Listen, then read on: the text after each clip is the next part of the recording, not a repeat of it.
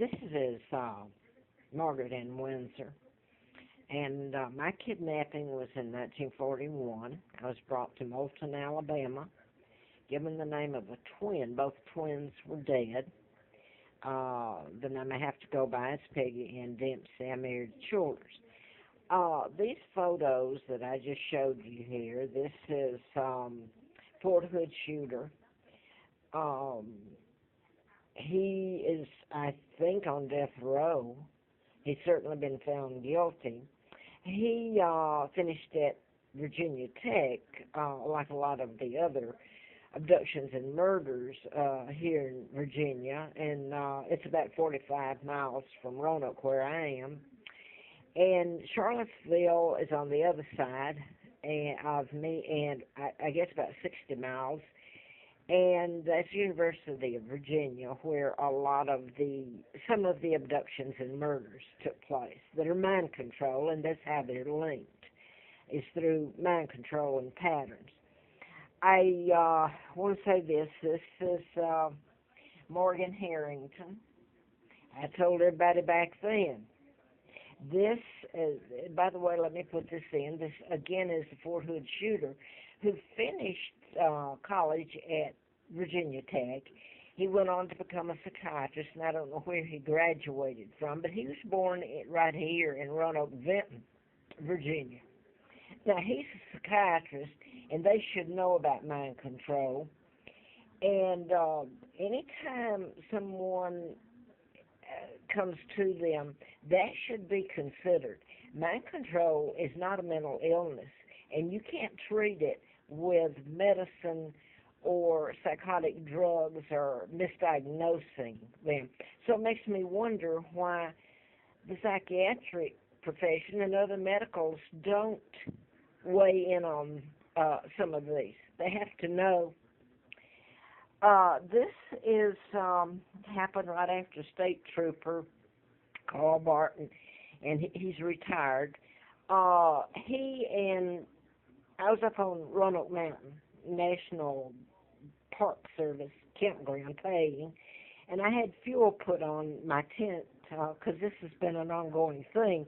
It's like kill the messenger, and that would be me because they don't like what I'm saying. People don't. About my kidnapping, and I didn't find out until '83 when I was flown out to Larry Flint's because he'd been shot, and the person programmed to shoot him in Lawrenceville, Georgia. And I was doing the book, MD, A License to Kill, in Marietta, Georgia.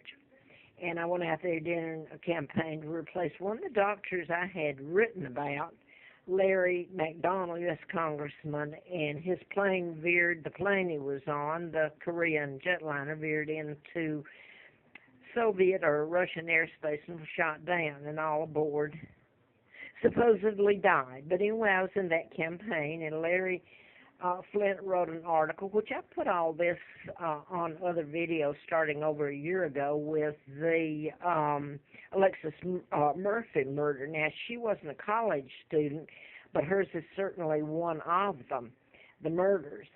Randy Taylor's been convicted, and, of course, you know what I'm saying, the weapons mind control, so it's the person that's doing the programming. And these people all know it, believe me. This is I want to get back to let me get to this one first. This is Jens Soerin, the German diplomat's son, or his father was a diplomat at the time. Our paths crossed down just before the campaign to replace Larry McDonald, and I was flown out to Larry Flint, who helped me in the campaign. Now, I was working for a temp agency. I was sent out to Lovett or Lovell. It's here somewhere, but I was sent out there, and this is where Chad and Jens. I was sent to talk to them when they came in on a plane. I only saw one of them, but anyway, I want to get to the point. Later, I'm up here, and I've got a Hustler car, Larry Flint car leased by them, and I'm actually pumping gas just to live in Grottoes, Virginia, and cashiering there at a convenience store. And there's a lot more to that, like the FBI agent retired, Noe, used to come in there, and I had met him, my husband had. They were working together for Brown Engineering space program in Huntsville back in, I don't know, 60, 62. Now, here he is, fast forward, and this is 84, 85, and he comes in and gets gas, and he stands there and tells me, he said, they've made it so ludicrous that everybody knows what you're saying is the truth. It gives them the chance to help you or walk away. Well, you know what they've done? They've walked. Obviously, you don't see about my kidnapping, who I am, what torture and ongoing hell happened to me and my family and country, and my sons Mark and Scott, who I have no idea where they are, and I haven't seen them since really 82. I saw Martin once briefly during that campaign, very briefly. Now then, I wanted to get, and this is, Jens and Elizabeth were, again, she's a Canadian citizen, he's German, and Nancy, her mother, is an American, and her father, Derek, I believe, is British. Now then, I'm up here at Grottoes, Virginia, and they're here in Charlottesville, and they are in prison. He's in Buckingham, Virginia State Prison, and she was in Goochland. She's in another one now. These are victims. This is a mind control murder, and I told it then. They even used some cryptic in here. But anyway, I wanted to, and by the way, his attorney, I believe his name was Sweeney. No, Rick Sweeney was the judge. Rick Neeson, the attorney, said that there would be repercussions for him being Yin's attorney. Well, there was. The Internal Revenue went after him. Last I heard, he was in Florida trying to get a job. I don't have an update on that. But anyway, they fled to London and were brought back, and with the promise they wouldn't face the death penalty here in Virginia. So now then, Derek and Nancy, I believe it was March the 30th of 85, were found dead in their home in Boonesboro, or Boones Mill, Virginia, outside of Lynchburg. The trial went on in Bedford, Virginia, it's the county seat next to me here. And everybody knew this, that it was mind control.